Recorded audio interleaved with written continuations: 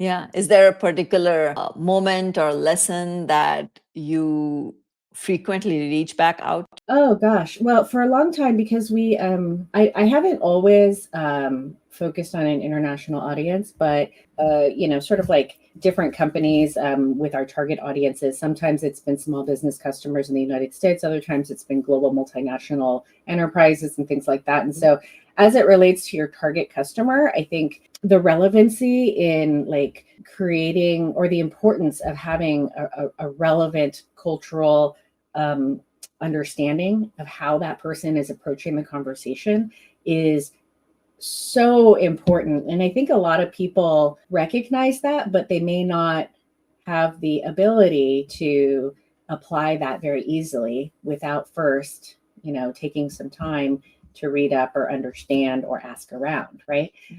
So I'll give you an example. Like the first time I had to do work in Germany, I didn't have an understanding of the cultural context of, sort of in the early 2000s, how formal, especially on the Swiss German side, how formal some of these business meetings were going to be. And quite frankly, the role that women play in those meetings. And so, the way that I approached it from a young American girl was going to be very different. And so I had to take the time to learn about what would be a more welcome way to collaborate, and so the cultural context is tremendously important. Same thing with working with Japanese clients, same thing with working with Spanish clients versus French clients.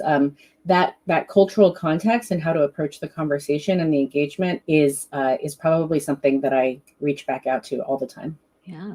I think that is really interesting, because you're talking about cultural context in the sense of countries, and I'm sure you mentioned that small companies or big multinationals organizations have their own culture too, and I'm It's sure true. like that additionally plays into it, and so adapting to each one of them, I'm sure, must not have been easy necessarily.